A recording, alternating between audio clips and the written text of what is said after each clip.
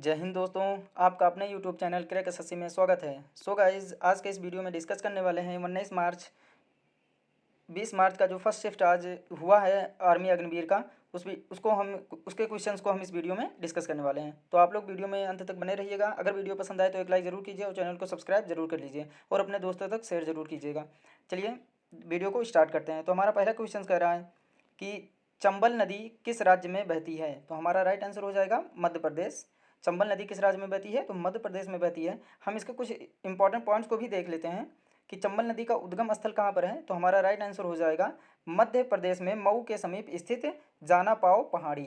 मध्य प्रदेश में मऊ के समीप स्थित जाना पाव पहाड़ी हो जाएगा। और इसका संगम स्थल कहाँ हो जाएगा? यमुना नदी हो जाएगा। और इसकी सहायक नदियों के बारे में हम देख लेते हैं। तो सहायक नदियाँ हो जाएगी काली, सिंध, पार्वती, सिप्ता और बनास, रामगंगा नदी। ये सब क्या है? इसकी सहायक नदियाँ हो जाएंगी, है ना।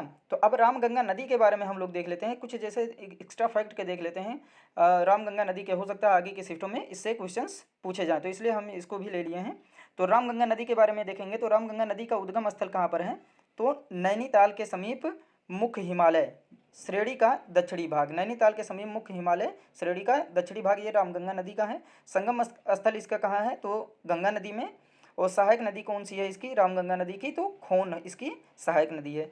अब रामगंगा नदी के बाद में एक और नदी हमने लिया है, जैसे शारदा नदी। शारदा नदी का हम देख लेते हैं। तो शारदा नदी का उद्गम स्थल क्या हो जाएगा? कुमायूं हिमालय का मिलन हिमनद। क्या हो जाएगा? कुमायूं हिमालय का मिलन हिमनद शारदा नदी का उद्गम स्थल हो जाएगा कि शारदा नदी यहाँ से निकलती है। और इसका संगम स्थल क्या हो जाएगा? घाघरा नदी। संगम स्थल क्या हो जाएगा? घाघरा नदी। सहायक नदियाँ इसकी देख लेते हैं। तो शर्मा, हिसार, सरयू या पूर्वी रामगंगा या चौकिया, ये सब इसकी सहायक नदियाँ हैं। तो इन सभी पॉइंट्स को आप लोग जरूर ध्यान दीजिएगा। हो सकता है आगे की शिफ्टों में इससे क्वेश्चंस पूछे जाएं, है ना।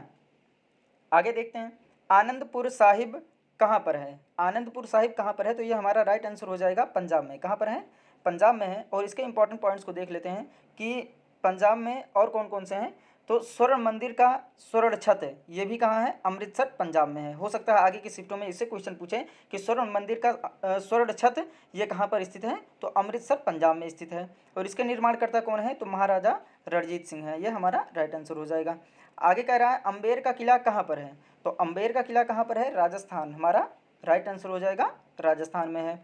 आगे देखते हैं, इसके इंपॉर्टेंट पॉइंट्स को देख लेते हैं। तो राजस्थान के अन्य पर्यटक स्थल कौन कौन से हैं उसको हम डिस्कस कर लेते हैं, है ना। जैसे विजय स्तंभ, 2.5 दिन का झोपड़ा, बूंदी का किला, मेहरगढ़ का दुर्ग, डीग महल, जूनागढ़, फतेह सागर, हवा महल, भरतपुर का किला, ये सब कहाँ हैं? तो राजस्थान के ये सब पर्यटक स्थल हैं। तो इन सभी से हो सकता है क्वेश्चन पूछा जाए कि विजय स्तंभ किस राज्य में पाया जाता है? तो राजस्थान में है ना। बूंदी का किला किस राज्य में है? तो ये भी राजस्थान में है। तो ये सब सारे क्वेश्चन राजस्थान के अन्य पर्यटक स्थल हमने दे दिए हैं। आप लोग इसको जरूर ध्यान रखिएगा, हो सकता है आगे की शिफ्टों में इससे क्वेश्चन पूछें।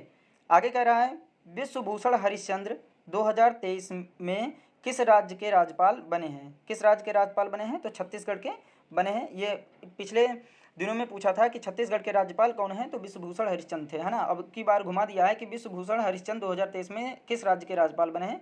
तो क्वेश्चन रिपीट भी हो रहे हैं, है ना। तो आप लोग जरूर इस सभी एनालिसिस को देखिएगा जिससे कि आप लोगों को बहुत बेनिफिट हो, है ना। और इसके इंपॉर्टेंट पॉइंट्स को भी हम लाते हैं, तो इसलिए आप इस चैनल को सब्सक्राइब जरूर कर लीजिए, क्योंकि इससे रिलेटेड आगे भी क्वेश्चन पूछे जाते हैं, इसलिए हम इसके इंपॉर्टेंट पॉइंट्स को भी लाते हैं। हो सकता है कि आगे के शिफ्टों में इससे रिलेटेड क्वेश्चन पूछे। आगे कह रहा है उत्तर प्रदेश के राज्यपाल कौन से हैं? तो आनंदीबेन पटेल हैं। उत्तर प्रदेश के राज्यपाल कौन है? आनंदीबेन पटेल हमारा राइट आंसर हो जाएगा।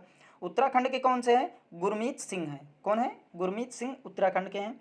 उड़ीसा के राज्यपाल कौन है? तो गणेश लाल उड़ीसा के राज्यपाल हैं। कर्नाटक के राज्यपाल कौन है? थावर चंद गहलोत। थावर चंद गहलोत ये कहाँ के हैं? कर्नाटक के राज्यपाल हैं। केरल के राज्यपाल कौन है? तो आरिफ मोहम्मद खान है। तो इन सभी राज्यपालों को आप लोग जरूर ध्यान रखिएगा, हो सकता है आगे की शिफ्टों में क्वेश्चन इससे पूछे जाएं। आगे कह रहा है बॉर्डर गावस्कर ट्रॉफी में कितनी टीमें भाग लेती हैं? तो कितनी टीमें भाग लेती हैं? तो 2 टीमें भाग लेती हैं। ये हमारा करेक्ट आंसर हो जाएगा। आगे कह रहा है FIH पुरुष हॉकी कप 2023 कौन जीता है? तो कौन जीता है? तो हमारा राइट आंसर हो जाएगा जर्मनी, हमारा करेक्ट आंसर हो जाएगा। और उप विजेता कौन है? तो बेल्जियम हमारा करेक्ट हो जाएगा। आगे कह रहा है कि 2011 की जनगणना के अनुसार सबसे कम आबादी वाला राज्य कौन है। तो सबसे कम आबादी वाला राज्य कौन सा हो जाएगा, हमारा करेक्ट आंसर हो जाएगा सिक्किम। इससे पहले पूछा गया था कि सबसे अधिक आबादी वाला राज्य कौन सा था, तो उत्तर प्रदेश था 2011 की जनगणना के अनुसार। तो इससे अब की बार पूछा गया है, हो सकता है इससे रिलेटेड और भी कुछ क्वेश्चन पूछें 2011 की जनगणना के अनुसार, तो उसके लिए भी हम लोग लाए हैं। तो इंपॉर्टेंट पॉइंट्स इसको लाए हैं, तो आप लोग इसको बहुत अच्छे तरीके से ध्यान दीजिएगा। हो सकता है आगे की शिफ्टों में या फिर कल इससे रिलेटेड क्वेश्चंस पूछे। तो इसके इंपॉर्टेंट पॉइंट को देख लेते हैं कि सर्वाधिक लिंगानुपात वाला राज्य है। तो सर्वाधिक लिंगानुपात वाला राज्य क्या हो जाएगा, केरल हो जाएगा। 2011 की जनगणना के अनुसार ये सारे क्वेश्चंस हैं, है ना।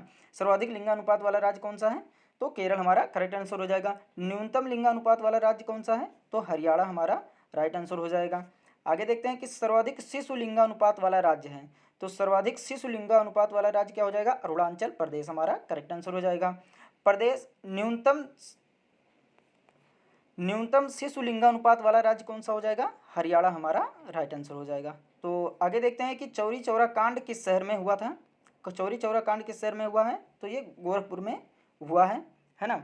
आगे कह रहा है उधम सिंह ने जनरल डायर को गोली कब मारी। तो उधम सिंह ने जनरल डायर को गोली कब मारी थी, तो ये हमारा करेक्ट आंसर हो जाएगा 13 मार्च 1940 को। अगर वीडियो पसंद आए तो एक लाइक जरूर कीजिए और अपने दोस्तों तक शेयर जरूर कीजिए, जिससे उनको भी बेनिफिट पहुंच सके इस वीडियो से, है ना। आगे कह रहा है कि भोजन का पूर्ण पाचन कहाँ होता है। तो भोजन का पूर्ण पाचन कहाँ होता है, तो हमारा करेक्ट आंसर हो जाएगा छोटी आंत में। कहाँ होता है, छोटी आंत में हमारा करेक्ट आंसर हो जाएगा। आगे कह रहा है उच्च न्यायालय के न्यायाधीशों की कुल संख्या कितनी है। तो उच्च न्यायालय के न्यायाधीशों की कुल संख्या कितनी हो जाएगी, हमारा राइट आंसर हो जाएगा 34। कितनी हो जाएगी, 34 हमारा करेक्ट आंसर हो जाएगा। आगे कह रहा है गुजरात का उच्च न्यायालय कहाँ है। तो गुजरात का उच्च न्यायालय कहाँ है, तो हमारा करेक्ट आंसर हो जाएगा अहमदाबाद में। कहाँ है, अहमदाबाद हमारा राइट आंसर हो जाएगा, है ना। और भी राज्यों के उनके उच्च न्यायालयों को देख लेते हैं हम। तो जैसे उत्तर प्रदेश का कहाँ हो जाएगा, उच्च न्यायालय कहाँ पर है, तो इलाहाबाद में है। उत्तर प्रदेश का उच्च न्यायालय कहाँ पर है, तो इलाहाबाद राइट आंसर हो जाएगा। राजस्थान का उच्च न्यायालय कहाँ पर है, तो जोधपुर हमारा करेक्ट आंसर हो जाएगा।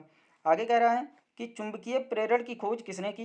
तो चुंबकीय प्रेरण की खोज किसने की थी, तो हमारा करेक्ट आंसर हो जाएगा माइकल फैराडे ने की थी। किसने की थी, माइकल फैराडे हमारा राइट आंसर हो जाएगा। और देख लेते हैं आगे कि आवृत्त की इकाई है। तो आवृत्त की इकाई क्या हो जाएगी, हमारा करेक्ट आंसर हो जाएगा हर्ट्ज। क्या हो जाएगा, हर्ट्ज। आवृत्त की इकाई क्या हो जाएगी, हर्ट्ज हमारा राइट आंसर हो जाएगा। और अगर वीडियो पसंद आए तो एक लाइक ज़रूर कीजिएगा, है ना। आगे देखते हैं और कमेंट करके बताइए कि आपको ये वीडियो कैसी लगी। आगे देखते हैं रॉ के वर्तमान चीफ कौन है। तो रॉ के वर्तमान चीफ कौन है, तो यस के गोयल हैं। कौन है, यस के गोयल हमारा राइट आंसर हो जाएगा। आगे कह रहा है कि कौन सी बीमारी मस्तिष्क से संबंधित नहीं है ना। तो ये क्वेश्चन पूछा गया था, मस्तिष्क से संबंधित नहीं है, तो ऑप्शन तो नहीं मिले हैं, लेकिन जो मस्तिष्क से संबंधित बीमारी है उनको हम यहाँ डिस्कस कर ले रहे हैं। तो ऑप्शन में जो होगा उसी के हिसाब से आप लोग ये दोनों तो होंगे ही ऑप्शन में, और जो नहीं था वो भी होगा, तो उसको आप लोग सही कर सकते हैं, है ना। तो कौन सी बीमारी मस्तिष्क से संबंधित नहीं है, तो सोने की बीमारी और मेनिनजाइटिस, ये दोनों क्या है, मस्तिष्क से संबंधित बीमारी हैं ये दोनों, है ना। तो अब जो ऑप्शन में एक और दिया होगा तो वही क्या हो जाएगा, सही हो जाएगा कि वो मस्तिष्क से संबंधित बीमारी नहीं है ना। तो आज के वीडियो में बस इतना ही, मिलते हैं नेक्स्ट वीडियो में, तब तक के लिए take care and bye bye. और अगर वीडियो पसंद आए तो एक लाइक ज़रूर कीजिए और चैनल को सब्सक्राइब जरूर कर लीजिए और अपने दोस्तों तक शेयर जरूर कीजिएगा।